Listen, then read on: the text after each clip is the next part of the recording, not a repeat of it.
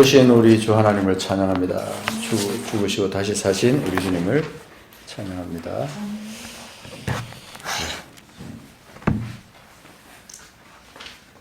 감사합니다. 좋으신 주님을 찬양합니다.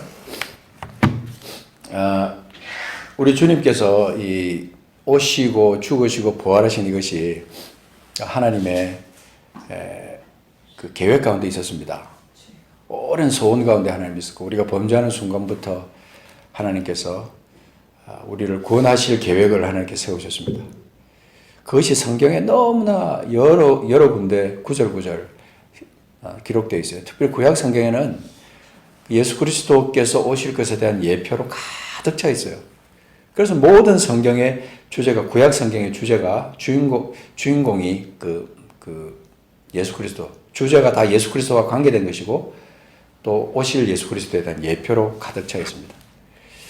그래서 우리가 이 예수 그리스도께서 죽으시고 다시 사신 이것이 우리 삶에 어떤 영향을 끼치는가에 대한 것은 묵상하고 또 찬양하고 감사하는 우리가 되어야 될 줄 믿습니다. 잠깐 한번 기도하겠습니다. 존귀하신 하나님을 찬양합니다. 오늘 이 시간 아버지, 우리가 마음을 모아서 주님 우리를 위해서 죽으시고 다시 사신 그것을 마음껏 찬양했습니다.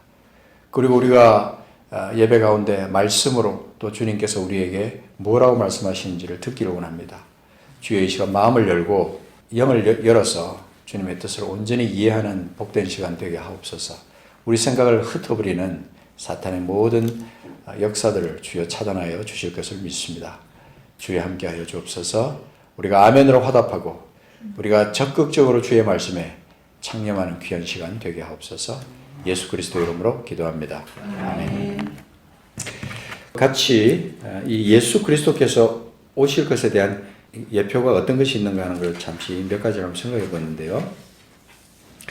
그 중에 하나, 히브리서 11장 28절, 이거 한번 꼭 찾아보고 말씀을 시작하도록 하겠습니다. 히브리서 11장 28절입니다. 계속해서 우리가 히브리서 11장 말씀을 묵상하잖아요. 그 중에 28절에 보면 믿음으로 유월절과 피 뿌리는 예식을 정하였으니 이는 장자를 멸하는 자로 그들을 건드리지 않게 하려 한 것이며 그랬어요. 그리고 나서 뒤에 믿음으로 그들은 홍해를 육지같이 건넜으나 애굽 사람들은 이것을 시험하다가 빠져 죽었다. 그렇게 말을 합니다. 그래서 이 믿음과 유월절과 피 뿌리는 예식을 여기서 이제 말씀하고 있는데, 이것이 무슨 의미냐? 믿음으로 유월절과 피 뿌리는 예식을 정하였으니, 그러니까 예수 그리스도 오시기 전에 이미 수천 년 전에 이들이 유월절과 피 뿌리는 예식을 정했다 그랬어요. 그들이 몇천 년 후에 메시아가 오실 것, 또 예수님이 우리를 위해서 오셔서 죽으실 것, 이것에 대한 것을 그들이 어떻게 알았겠어요? 그런데 그들이 이 유월절과 피 뿌리는 예식을 정했다, 그렇게 말합니다. 성경 구석구석에서, 구약 성경에서 특별히 예수님이 오실 것에 대한 예표를 많이 말해주고 있어요. 창세기 우리가 기억하기 쉽게 3장 21절 3장 21절에 보면 321, 거기 보면 여호와 하나님께서 아담과 그의 아내를 위하여 가죽옷을 지어 입히셨다. 그렇게 딱 기록하는 그 가죽옷의 의미가 무엇일까? 왜 하필 하나님께서 이 가죽옷을 지어 입히셨냐? 피를 흘려야만 생겨지는 것이 가죽이에요. 그래서 그 가죽옷을 왜 하나님께서 그 가죽옷을 가지고 아담과 하와의 옷을 지어 입히셨느냐? 신비하지 않습니까? 이게 굉장히 신비한 거예요, 사실. 아무렇지도 않게 생각하면 그냥 쓱 지나갈 수 있는 거지만 아주 신비한 그런 역사입니다. 그리고 또 출애굽기에서 또 나오는, 또 레위기에서 계속 나오는 속죄제에서의 그 어린 양. 왜 하필 어린 양이 거기에 등장할까? 물론 뭐 다른 짐승도 이렇게 많이 나오지만 특별히 어린 양이 거기에 많이 강조되어 있어요. 이 어린 양. 그리고 왜 하필 피 뿌림의 그 정결 예식을 하나님께서 하게 하셨을까? 피가 닿는 곳마다 다 거룩하니라. 이거 신비롭지 않습니까? 정말 우리가 이건 깊이 묵상해 보면 놀라운 그런 그 하나님의 예수 그리스도를 위한 예표의 역사다. 그렇게 볼 수 있어요. 그리고 또 한 가지 우리가 보면 모세가 이스라엘 백성들 앞에서 들었던 지팡이, 그것의 의미, 그게 뭐냐 하는 것이죠. 그리고 또 이스라엘 백성들이 광야에서 먹었던 만나, 그것은 특별히 어떤 의미가 있는가? 그래서 이 만나를 보면서 우리가 특별히 생각할 수 있는 것은 요한복음 6장에 나오는 말씀이죠. 만나에 대한 기록이 요한복음 6장에 어디에 있습니까? 한번 좀 찾아봅시다. 생명의 떡에 대한 말씀이 쭉 나오는데 6장 58절에 보면 이것은 하늘에서 내려온 떡이니 조상들이 먹고도 죽은 그것과 같지 아니하여, 조상들이 먹고도 죽은 그것과 같지 아니하여 이 떡을 먹는 자는 영원히 살리라. 그렇게 말씀하시죠. 그러니까 하늘에서 내려온 살아있는 떡으로 예수님이 오실 것에 대한 예표로 이미 만나를 우리에게 주셨다는 것이죠. 또 31절에 가서 보십시오. 31절에 기록된 바 하늘에서 그들에게 떡을 주어 먹게 하였다 함과 같이 우리 조상들은 광야에서 만나를 먹었나이다. 그때 32절에 뭐라 그랬죠? 같이 읽어봅시다. 예수께서 이르시되 내가 진실로 진실로 너희에게 이르노니 모세가 너희에게 하늘로부터 떡을 준 것이 아니라 내 아버지께서 너희에게 하늘로부터 참 떡을 주시나니 하나님의 떡은 하늘에서 내려 세상에 생명을 주는 것이니라. 그 제자들이 이 말씀을 어떻게 이해할 수 있었겠어요? 그러니까 엉뚱한 소리 하는 거예요. 34절에 주여 이 떡을 항상 우리에게 주소서. 뭔지도 모르고. 우리가 이 떡의 신비를 우리가 알고 이 생명의 만나 되시는 예수 그리스도를 늘 우리 삶 가운데 모시고 살면서 생명의 떡이신 주님으로부터 먹고 마시고 주님과 함께 누리는 그 풍성한 생명을 우리가 경험하며 살아가는 이 거듭난 그 하나님의 사람들의 축복, 이것을 믿지 않는 사람들은 모른다 이 말입니다. 또 거듭나지 않은 그리스도인들은 생명의 양식에 대한 이 신비한 이 진리를 모르는 사람들은 그저 종교적인 삶을 사는 거죠. 근데 우리는 그렇게 살면 안 됩니다. 이 신비한 이 생명의 떡을 우리가 먹고 마시면서 이 살아가는 육신을 살아가는 이 땅에서의 삶이 얼마나 복된 삶입니까? 이 신비, 이 축복, 이것을 놓치고 살아서는 안 됩니다. 예? 이것을 놓치고 살아서는 절대 안 되는 거예요. 이건 우리가 생명같이 지키고 살아야 되는 진리입니다. 너무 놀라운 것들이죠.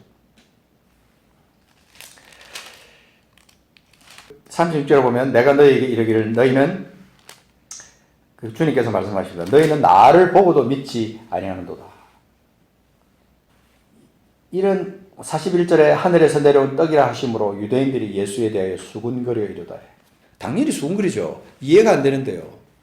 어떻게 요셉의 아들이 목수의 아들 요셉의 아들이 어떻게 이렇게 이런 말도 안 되는 소리를 하냐. 이제 하나만 더 우리 생각해 보면 출애굽 당시에 장자들을 치는 그 재앙을 주실 때 뭐죠? 문설주에 발랐던 어린 양의 피. 그 신비롭지 않습니까? 전부 온 동네 온 나라가 그냥 곡소리가 나고 난리가 나는 그 상황 속에서 그 피가 발려진 그 집에는 그 재앙이 넘어갔어요. 참 신비한 겁니다. 그러니 우리가 이 구약시대 때부터 오랜 세월부터 전부터 이것을 지켜오면서 기억하면서 이걸 전해 내려오면서 입에서 입으로 특별히 이 모세오경은 계속해서 유대인들 가운데 계속해서 대를 이어가면서 내려온 거거든요. 그래서 계속 전해오면서 하나님이 이렇게 하셔서 이렇게 하셔서 그게 뭡니까? 결국은 예수님이 우리를 위해서 오셔서 어린 양으로 오셔서 우리를 위해서 피를 다 흘리시고 우리를 위한 속죄 제물이 되실 것이라고 하는 것을 계속 그들은 전해 내려왔던 거죠. 그래서 그들이 지켰던 특별한 절기가 하나 있는데 그게 뭐냐면 6월절입니다. 6월절. 기독교인들은 지금 6월절을 거의 지키지 않습니다. 지키는 교회가 그렇게 많지 않아요.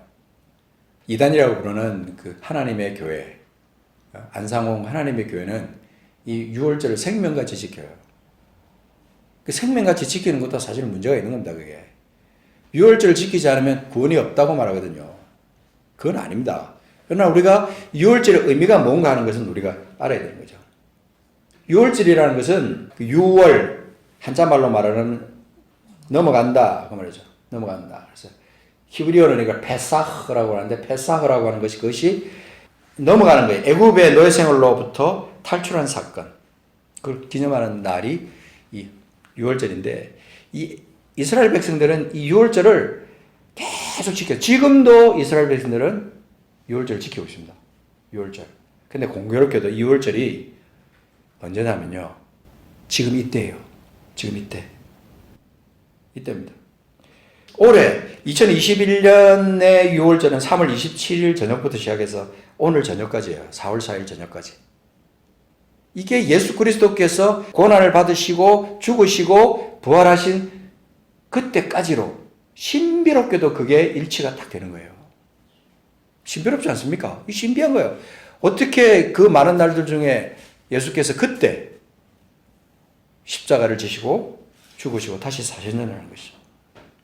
이거는 마치 이 6월절이라는 것이 예수님이 이 땅에 오셔서 죽으실 것에 대한 예표로 그렇게 지켰어요. 그래서 이스라엘 백성들은 6월절이 되면은 특별히 그들이 모여서 또 특별한 음식들을 먹으면서 그렇게 지켜요.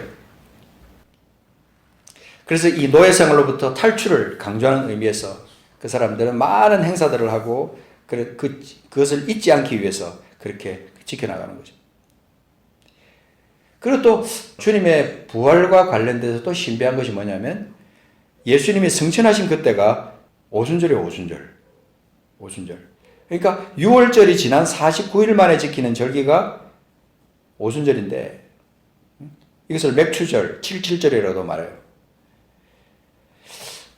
그런 어떤 절기들이 탁탁 맞아 들어가는 거 보면 참 신기하다는 생각이 들죠. 마치 이 부활절과 일치하는 것에 어떤 깊은 의미가 있는 것을 뭐 굳이 그것을 따지고 드는 것은 아니지만 신비롭게도 하나님께서 예수 그리스도의 죽으심과 부활 이것과 6월절의 이 절기 기간을 일치시킨 것은 참 너무나 신비에 속하는 부분입니다. 민수기 9장 말씀을 잠깐만 한번 찾아보겠습니다. 이거는 좀 중요한 의미가 있습니다. 기왕 6월절 얘기가 나왔으니까 민수기 9장 1절 한번 보겠습니다. 9장 1절에 보면 애굽 땅에서 나온 다음 해 첫째 달에 자 중요합니다. 이 시기를 잘 보세요. 애굽 땅에서 나온 다음 해 첫째 달에 여호와께서 시내 광야에서 모세에게 말씀하여 이르시되 애굽 땅에서 나온 그 다음 해 첫째 달에 그렇게 말했어요. 그리고 또 한 가지 신비한 기록이요. 14절입니다. 14절에 보시면 만일 타국인이 너희 중에 거류하여 여호와 앞에 유월절을 지키고자 하면 여기에 타국인이 등장합니다. 타국인. 유대인들 말고 그 타국인이 너희 중에 거류하여 여호와 앞에 유월절을 지키고자 하면 유월절 율례대로 그 규례를 따라서 행할지니 거류민에게나 본토인에게나 그 율례는 동일할 것이니라. 그렇게 말합니다. 제가 이 기록을 보면서 이 유월절이라는 것이 이스라엘 백성들, 특별히 그 택함받은 그 사람들만을 위한 것이 아니라 오늘날 우리에게 예수 그리스도께서 오셔서 죽으시고 다시 사심으로 말미암아 그 예수 그리스도의 구속 사건을 믿는 우리 모든 사람에게도 이 유월절의 의미가 너무나 중요하게 연결이 된다는 사실이죠.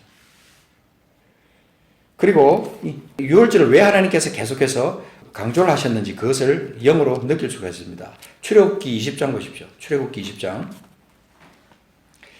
여기 보면 하나님께서 십계명을 말씀하시면서 특별히 말씀하신 것이 있는데 20장 1절과 2절 보시면 하나님이 이 모든 말씀으로 말씀하여 이르시되 그러면서 2절에 나는 너를 애굽 땅 종되었던 집에서 인도하여 낸 내 하나님 여호와니라. 왜 하나님 자신을 갖다가 이렇게 말씀하셨을까? 나는 너를 애굽 땅 종되었던 집에서 인도하여 낸 내 하나님 여호와.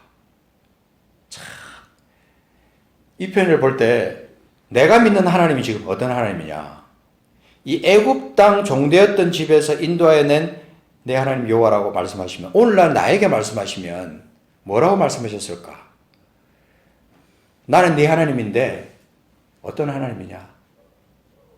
우리의 고백 가운데 어떤 고백이 있어야 되겠느냐? 모든 죄악 가운데서 나를 구속하여 주시고 그 죄를 넘어서, 그 죄를 완전히 넘어서 자유로, 의인으로 나를 옮겨 놓으신 하나님, 나의 하나님. 그때 살아계신 그 하나님이 오늘도 나에게 살아계시고 우리 교회 가운데 살아계시고 우리 모든 열방 가운데 하나님께서 역사하시는, 살아계신 하나님으로 역사하신다는 것이죠. 그래서 이 하나님을 우리가 볼 때 예수님께서 마지막 만찬을 하실 때가 언제인 줄 아세요? 요건 다시 이제 신약으로 왔어서 누가복음 22장 20, 제가 이 말씀을 자꾸 찾는 이유는 우리가 결국은 말씀을 중심으로 해서 우리 신앙생활이 기초가 되어야 되고, 이 말씀이 기억이 나면서 이 말씀의 그 힘으로 우리가 어렵고 힘들 때 극복할 수 있다 이 말이에요. 말씀을 자꾸 찾아서 말씀을 연결해야 돼요. 누가복음 22장 15절.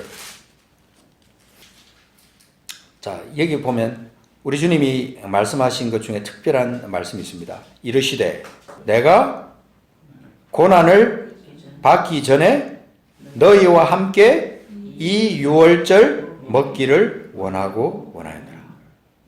이게 뭘 말합니까?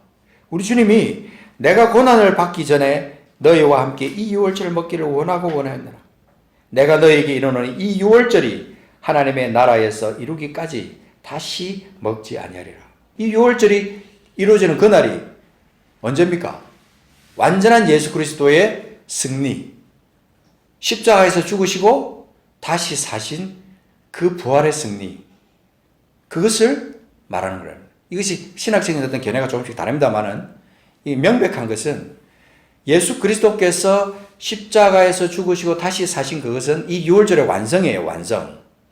유월절이 계속해서 절기로 계속해서 몇천 년을 이어서 내려오다가 그 유월절이 완성된 게 언제냐면 하나님의 나라에서 이루기까지, 하나님의 나라 차원에서 그것이 완성될 때까지 다시 먹지 아니하리라. 하나님 나라가 완성된 게 언젠데요? 우리가 지금서 천국 가는 나라입니까? 아니면 하늘과 새 땅이 이루어지는 나라입니까? 그게 아니에요. 하나님의 나라가 우리 안에서 완성되는 그날. 천국은 여기 있다 저기 있다고 못할지니 하나님 나라가 어디에 있다고요? 너희의 마음에 있느니라 한 것처럼 우리 안에 하나님 나라가 완전히 완성되는 그날, 성령께서 우리에게 임재하시고 우리가 새롭게 완전히 하나님의 역사로 말미암아 죄에서 완전히 자유함을 받고 우리가 죄로부터 완전히 풀려지는, 완전히 넘어가는, 죄로부터 완전히 넘어가 버리는 그 유월절이 완성되는 그날, 그때 다시 먹겠다. 포도나무에서 난 거 다시 그날에 올 때까지는 다시는 먹지 않게 될 것이다. 그러나 주님이 완전한 그 구원을 이룬 다음에, 유월절을 완성한 다음에 그것을 먹을 것이다. 19절 20절 보십시오. 19절 20절 또 떡을 가져 감사 기도하시고 떼어 그들에게 주시며 이르시되 이것은 너희를 위하여 주는 내 몸이니라. 너희가 이를 행하여 나를 기념하라 하시고 저녁 먹은 후에 잔도 그와 같이 하여 이르시되 이 잔은 내 피로 세우는 새 언약이니 곧 너희를 위하여 붓는 것이라. 여기서 새 언약이라는 것은 유월절을 완성하고 새로운 어떤 역사로 들어가는, 하나님의 나라의 새로운 역사로 들어가는 그 정점을 말하는 거예요. 그래서 우리가 예수 그리스도의 죽으심은 이스라엘과 열방을 통합시키는 하나의 어떤 통합한다기보다 영적으로 새로운 하나님의 나라가 완전히 이루어지는 그 정점이 예수 그리스도께서 죽으시고 다시 사신 정점이라는 거예요. 그러니까 우리 주님께서 명령하신 이 떡을 먹고 잔을 마시는 이 시간, 주님을 기념하는 이런 시간들은 놀라운 영광스러운 시간이에요. 그래서 예수님은 친히 유월절을 지키시면서 자신의 죽으심과 연결시킨 거예요. 그래서 사실은 이 초대교회에서는 자연스럽게 전통적으로 이 유월절을 갖다 계속 지켜왔어요. 이방인의 교회들 가운데도 유월절을 지킨 기록이 굉장히 많이 있어요. 근데 그 교회 가운데 이교도들이 속속들이 기독교 안으로 들어오면서 문제가 발생하기 시작합니다. 이교도들이 들어오면서 그리스도의 어떤 그 가르침, 그것에 어떤 복음에 강조하는 내용의 변화가 오기 시작한 거죠. 그래서 우리가 부활절을 지키는 것을 강조하는 만큼 유월절을 지키는 것도 의미가 있다 하는 것이죠. 그래서 유대인들이 또 특별히 예수 믿는 그리스도인들이 지금도 유월절을 아주 정확하게 지키려고 애를 쓰고 유월절을 그 축제처럼 그렇게 하는 거 그거 이상하게 볼 필요도 없어요. 굉장한 의미가 있는 거거든요. 그래서 사실은 우리 교회도 할 수만 있다면 어떤 경우에 우리가 유월절을 한번 이렇게 지켜보는 것도 참 좋겠다. 그런 생각을 해요. 지금은 예수 그리스도 안에서 절기가 중요한 것이 아니라 예수 그리스도 안에 있는 그 생명의 회복, 그것이 중요하다는 것이죠. 그것은 뭘 말합니까? 홍해를 건너는 것은 죄를 넘어서는 역사를 말하는 것이고, 애굽에서 가나안으로 넘어갔던 그 사건은 생명을 얻는 자유로 넘어가는 거예요. 그 의미가, 영적 의미가 우리에게 있는 겁니다. 우리가 아직도 여전히 이 유월절을 그냥 절기로 지키고 있고, 또 우리가 한 걸음 더 나아가서 부활절을 마치 종교적인 의식처럼 우리가 지내면서 그걸로 그냥 끝! 이러면 우리는 거듭난 그리스도라고 말할 수 없는 거예요. 우리는 이 유월절의 의미와 부활절의 의미를 죽음에서 생명으로, 죄에서 의로, 멸망에서 구원으로 이어지는 그 역사를 우리가 경험한 사람들로서 우리는 이것을 날마다 선포하면서 기뻐하면서 자유를 선포하면서 그렇게 나가야 되는 거죠. 요한복음 8장에 있는 말씀 하나만 더 찾아보겠습니다. 요한복음 8장 34절, 예수께서 대답하시되 진실로 진실로 너희에게 이르노니 죄를 범하는 자마다 죄의 종이라. 종은 영원히 집에 거하지 못하되 아들은 영원히 거하나니. 36절, 그러므로 아들이 너희를 자유롭게 하면 너희가 참으로 자유로우리라. 아들이 너희를 자유롭게 하면 너희가 자유로우리라. 그러니까 우리가 예수 그리스도께서 말씀하신 그 자유의 의미를 우리가 제대로 우리 신앙 속에 가지고 살아간다면 차원이 다른 신앙생활을 할 수 있어요. 그저 육신에 매여 그저 그냥 허덕이는 그런 삶이 아니라 예수 그리스도의 죽으심과 다시 사심이 내 삶의 육신적인 이 삶에 얼마나 큰 능력이 되는지, 얼마나 큰 권세가 있는지, 이걸 우리가 놓치고 살아서는 안 된다는 겁니다. 너무 안타까워요, 어떤 때 보면. 제일 슬퍼하실 분은 우리 안에 있는 성령님이시죠. 자, 다시 고린도전서 5장 7절 보겠습니다. 고린도전서 5장 7절. 여기 우리를 어떻게 표현하는지 보시고 확인하셔야 됩니다. 5장 7절에 보면, 6절에 보면 누룩이 나옵니다. 누룩. 6절부터 누룩이 온 덩어리에 퍼지는 것을 알지 못하느냐. 그러면서 7절에 우리를 어떻게 표현하는지 잘 보세요. 7절. 너희는 누룩 없는 자인데. 이게 중요한 겁니다. 너희는 누룩 없는 자인데 새 덩어리가 되기 위하여 묵은 누룩을 내버리라는 거예요. 새 덩어리가 되기 위하여 묵은 누룩을 내버리라. 우리의 유월절 양 곧 그리스도께서 희생되셨습니다. 우리의 유월절 양 곧 그리스도께서 우리를 위해서, 나를 위해서 희생되신 그것을 너희가 알지 못하느냐. 너희는 누룩 없는 자다. 이거요, 단순한 표현이 아니에요. 이거 굉장한 표현입니다. 정결하게 된 자, 그리스도로 말미암아, 그리스도의 희생으로 말미암아, 예수 그리스도의 십자가의 희생으로 말미암아 우리가 누룩 없는 자가 된 거예요. 그래서 7절에 묵은 누룩을 내버리라. 묵은 누룩을 내버리라는 거예요. 묵은 누룩, 그거 갖고 있지 말라는 거예요. 묵은 누룩. 여전히 우리는 묵은 누룩 가지고 그렇게 죄짐 짊어지고 그렇게 살아가고 있어요, 지금. 많은 사람들이. 그래서는 안 된다. 5장 8절. 이러므로 우리가 명절을 지키되 묵은 누룩으로도 말고 악하고 악에 찬 누룩으로도 말고 누룩이 없이 그 다음 뭐요? 오직 순전함과 진실함에 떡으로 하자. 누룩이 없이 오직 순전함과 진실함에 떡으로 하자. 우리가 앞으로 지킬 명절은 이런 거라 이 말입니다. 우리가 앞으로 지킬 명절은 얼마나 이게 차원이 다른 거예요. 아직 여전히 이렇게 그리스도 안에서 멋진 신앙생활을 하지 못하면서 그냥 종교적으로 허덕이면서 신앙생활을 할 수 있다는 겁니다. 우리는 그렇게 살아서는 안 될 사람들입니다. 아멘이십니까? 우리는 그렇게 살면 안 돼요. 그렇게 살면. 자, 고린도 후서 또 5장 15절. 고린도 후서로 넘어가서 5장 15절에 보면 그가 모든 사람을 대신하여 죽으심은 살아있는 자들로 하여금 어떻게 해요?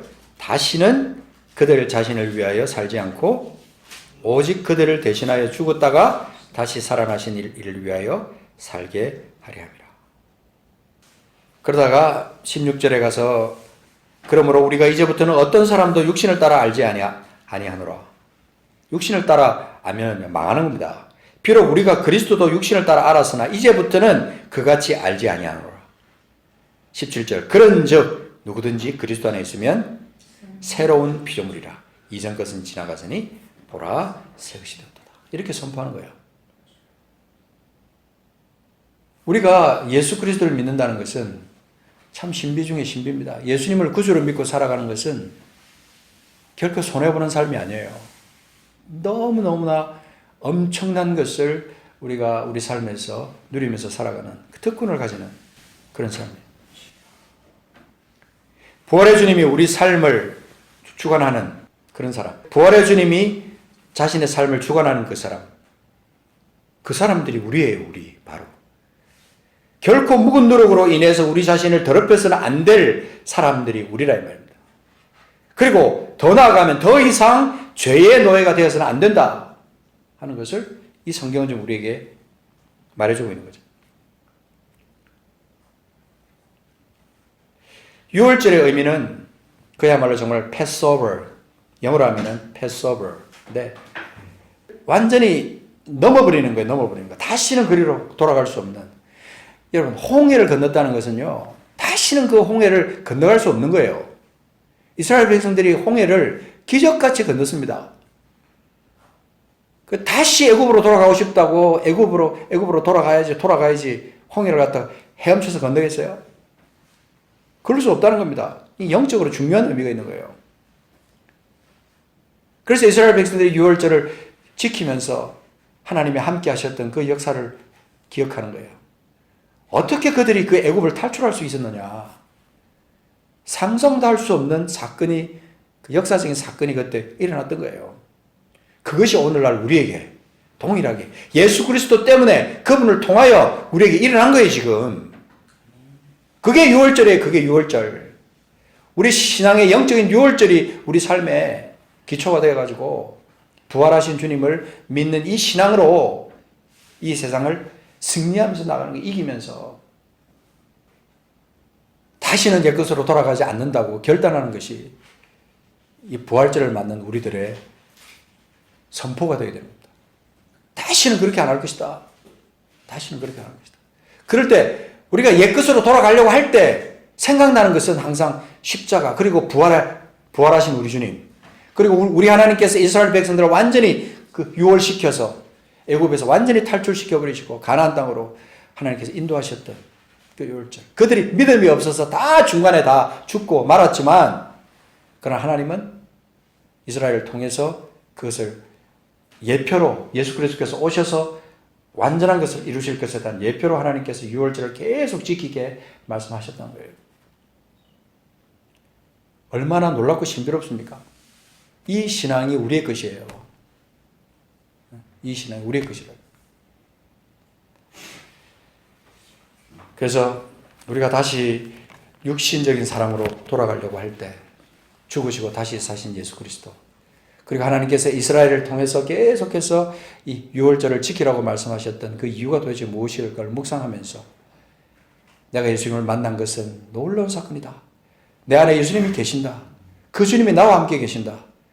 그때 어떤 사건이 내가 육신으로 돌아가려고 할 때 1초, 2초, 3초, 적어도 3초의 시간을 가지고만 하면 성령께서 나를 다시 한번 깨우쳐 줄 것이다. 저는 개인적으로 그렇게 신앙생활해요.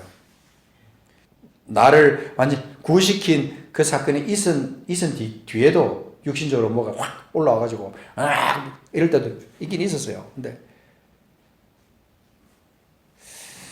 그것이 일어났다 그래서 슬퍼하고 그것 때문에 애통해하지는 않으셔도 될 것 같아요. 왜냐하면 이후에 나는 영원한 승리로 나갈 수 있는 사람이다. 아멘? 있는 거예요. 왜냐하면 우리 주님이 나와 함께 계시기 때문에, 부활하신 그 주님이 나와 함께 계시기 때문에 날마다 선포해야 돼. 선포. 아침에 일어나면 선포하고, 나는 옛것은 죽었고 다시 내가 새롭게 태어난 사람이다. 나는 내게는 묵은 누룩이 더 이상 없어. 선포하는 거예요. 나는 완전히 죄에서 완전히 자유함을 받았어. 나를 괴롭히는 옛 성품들은 나사렛 예수 이름으로 명하노니 떠나갈지어다. 선포하는 거죠. 마귀가 어떤 방법으로 나를 간교하게 넘어지게 할지라도 나는 이길 것이다. 선포하는 거죠. 그래서 매일매일 하나님께서 날마다 내가 죽고 다시 새롭게 태어나는 그 역사를, 그 역사의 신비를 바울 사도를 통해서 하게 하신 거예요. 나는 날마다 죽노라. 그게 어떤 유월절의 신비, 부활절의 신비다. 이 말입니다. 올해 부활절을 맞으면서 영원한 승리의 선포가 우리에게 있기를 간구합니다. 반드시 그렇게 되어야 됩니다. 할렐루야. 우리 주님 다시 사셨습니다. 부활하신 주님과 함께 승리로 나아가는 우리가 되게 할 줄로 믿습니다. 161장입니다.